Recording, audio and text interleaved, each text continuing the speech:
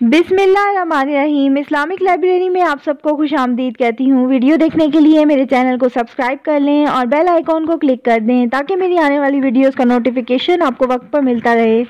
جس طرح رسول اللہ صلی اللہ علیہ وآلہ وسلم نے قبائل اور وفود پر اسلام پیش کیا، اسی طرح افراد اور اشخاص کو بھی اسلام کی دعوت دی اور بعض نے اچھا جواب بھی دیا۔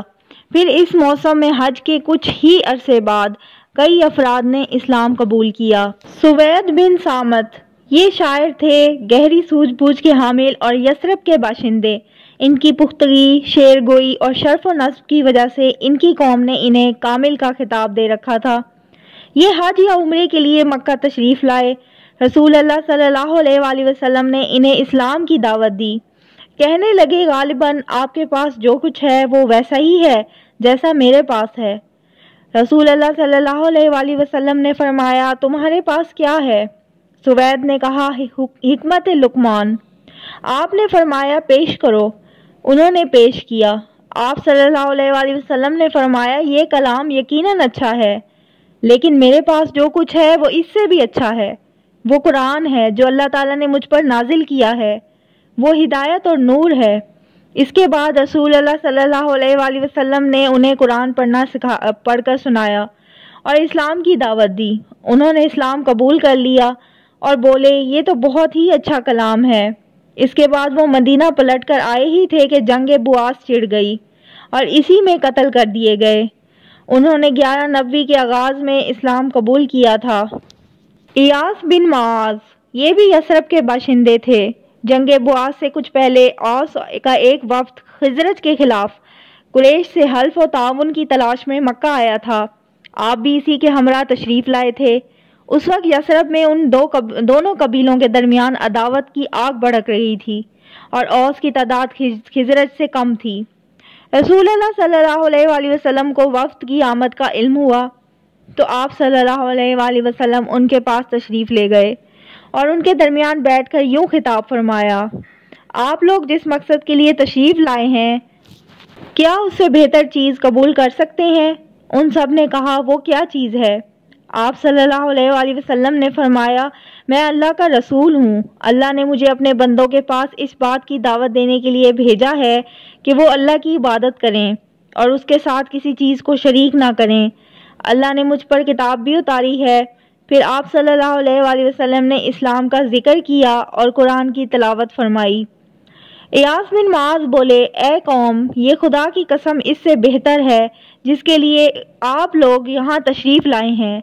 لیکن وفد کے ایک رکن نے ایک مٹھی مٹی اٹھا کر ان کے منہ پر دے ماری اور بولا، یہ بات چھوڑو، میری عمر کی قسم، یہاں ہم اس کے بجائے دوسرے ہی مقصد سے آئے ہیں۔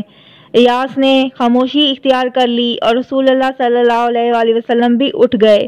وفد قریش کے ساتھ حلف و تعاون کا معاہدہ کرنے میں کامیاب نہ ہو سکا اور یوں ہی ناکام مدینہ واپس ہو گیا۔ مدینہ پلٹنے کے تھوڑے ہی دن بعد ایاس انتقال کر گئے۔ وہ اپنی وفات کے وقت تحلیل و تکبیر اور حمد و تسبیح کر رہے تھے، اس لیے لوگوں کو یقین ہے کہ ان کی وفات اسلام پر ہوئی۔ ابو ذر غفاری یہ یثرب کے اطراف میں سکونت پذیر تھے۔ جب سوید بن سامت اور ایاس بن معاذ کے ذریعے یثرب میں رسول اللہ صلی اللہ علیہ وآلہ وسلم کی بعثت کی خبر پہنچی تو یہ خبر ابو ذر رضی اللہ عنہ کے کان سے بھی ٹکرائی اور یہی ان کے اسلام لانے کا سبب بنی۔ طفیل بن عمر ودوسی یہ شریف انسان، شاعر، سوجھ بوجھ کے مالک اور قبیلہ دوس کے سردار تھے۔ ان کے قبیلے کو بعض نواحی یمن میں امارت یا تقریباً امارت حاصل تھی۔ وہ نبوت کے 11ویں سال مکہ تشریف لائے تو وہاں پہنچنے سے پہلے ہی اہل مکہ نے ان کا استقبال کیا اور وہ نہایت عزت و احترام سے پیش آئے۔ پھر ان سے عرض کیا کہ اے طفیل، آپ ہمارے شہر تشریف لائے ہیں اور یہ شخص جو ہمارے درمیان ہے اس نے ہمیں سخت پیچیدگی میں پھنسا رکھا ہے، ہماری جمعیت بکھیر دی ہے اور ہمارا شرازہ منتشر کر دیا ہے۔ اس کی بات جادو کا سا اثر رکھتی ہے کہ آدمی اور اس کے باپ کے درمیان، آدمی اور اس کے بھائی کے درمیان، آدمی اور اس کی بیوی کے درمیان تفرقہ ڈال دیتی ہے۔ ہمیں ڈر لگتا ہے کہ جس افتاد سے ہم دوچار ہیں کہیں وہ آپ پر اور آپ کی قوم پر بھی نہ آ پڑے، لہٰذا آپ اس سے ہرگز گفتگو نہ کریں اور اس کی کوئی چیز نہ سنیں۔ حضرت طفیل کا ارشاد ہے کہ یہ لوگ مجھے برابر اسی طرح کی باتیں سمجھاتے رہے، یہاں تک کہ میں نے تہیہ کر لیا کہ نہ آپ کی کوئی چیز سنوں گا، نہ آپ صلی اللہ علیہ وسلم سے بات چیت کروں گا۔ حتیٰ کہ جب میں صبح کو مسجد حرام گیا تو کان میں روئی ٹھونس رکھی تھی کہ آپ صلی اللہ علیہ وسلم کی کوئی بات میرے کان میں نہ پڑ جائے، لیکن اللہ کو منظور تھا کہ آپ صلی اللہ علیہ وسلم کی بعض باتیں مجھے سنا ہی دیں۔ چنانچہ میں نے بڑا عمدہ کلام سنا۔ پھر میں نے اپنے جی میں کہا، ہائے مجھ پر میری ماں کی آہ و فغاں، میں تو باخدا ایک سوجھ بوجھ رکھنے والا شاعر آدمی ہوں، مجھ پر بھلا برا چھپا نہیں رہ سکتا، پھر کیوں نہ میں اس شخص کی بات سنوں، اگر اچھی ہوئی تو قبول کر لوں گا، بری ہوئی تو چھوڑ دوں گا۔ یہ سوچ کر میں رک گیا، اور جب آپ صلی اللہ علیہ وسلم گھر پلٹے تو میں بھی پیچھے ہو لیا۔ آپ صلی اللہ علیہ وسلم اندر داخل ہوئے تو میں بھی داخل ہو گیا، اور آپ کو اپنی آمد کا واقعہ اور لوگوں کے خوف دلانے کی کیفیت، پھر کان میں روئی ٹھونسنے کی اور اس کے باوجود آپ صلی اللہ علیہ وسلم کی بعض باتیں سن لینے کی تفصیلات بتائیں۔ پھر عرض کیا کہ آپ اپنی بات پیش کیجئے۔ آپ صلی اللہ علیہ وسلم نے مجھ پر اسلام پیش کیا اور قرآن کی تلاوت فرمائی۔ خدا گواہ ہے میں نے اس سے عمدہ قول اور اس سے زیادہ انصاف کی بات کبھی نہ سنی تھی، چنانچہ میں نے وہیں اسلام قبول کر لیا اور حق کی شہادت دی۔ اس کے بعد آپ صلی اللہ علیہ وسلم سے عرض کیا کہ میری قوم میں میری بات مانی جاتی ہے، میں ان کے پاس پلٹ کر جاؤں گا اور انہیں اسلام کی دعوت دوں گا، لہذا آپ صلی اللہ علیہ وسلم اللہ سے دعا فرمائیں کہ وہ مجھے کوئی نشانی دے دے۔ آپ صلی اللہ علیہ وسلم نے دعا فرمائی۔ حضرت طفیل کو جو نشانی عطا ہوئی تھی وہ یہ تھی کہ جب وہ اپنی قوم کے قریب پہنچے تو اللہ تعالیٰ نے ان کے چہرے پر چراغ جیسی روشنی پیدا کر دی۔ انہوں نے کہا، یا اللہ، چہرے کی بجائے کسی اور جگہ، مجھے اندیشہ ہے کہ لوگ اسے مسئلہ کہیں گے۔ چنانچہ یہ روشنی ان کے ڈنڈے میں پلٹ گئی۔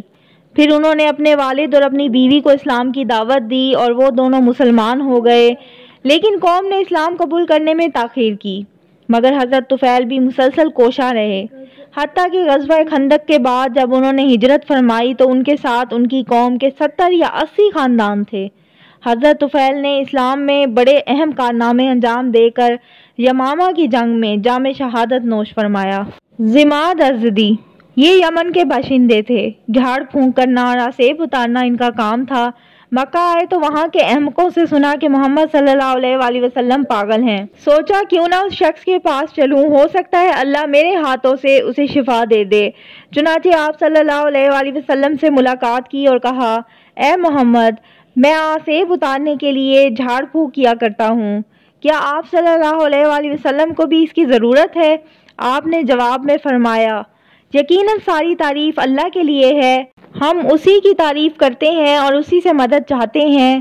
جسے اللہ ہدایت دے دے اسے کوئی گمراہ نہیں کر سکتا، اور جسے اللہ بھٹکا دے اسے کوئی ہدایت نہیں دے سکتا، اور میں شہادت دیتا ہوں کہ اللہ کے سوا کوئی معبود نہیں، وہ تنہا ہے، اس کا کوئی شریک نہیں، اور میں شہادت دیتا ہوں کہ محمد صلی اللہ علیہ وسلم اس کے بندے اور رسول ہیں۔ ضماد نے کہا، اپنے یہ کلمات مجھے پھر سنا دیجئے۔ آپ نے 3 بار دہرایا۔ اس کے بعد ضماد نے کہا، میں کہانوں، جادوگروں اور شاعروں کی بات سن چکا ہوں، لیکن میں نے آپ کے ان جیسے کلمات کہیں نہیں سنے، یہ تو سمندر کی اتھاہ گہرائی کو پہنچے ہوئے ہیں۔ اس کے بعد انہوں نے اسلام قبول کر لیا۔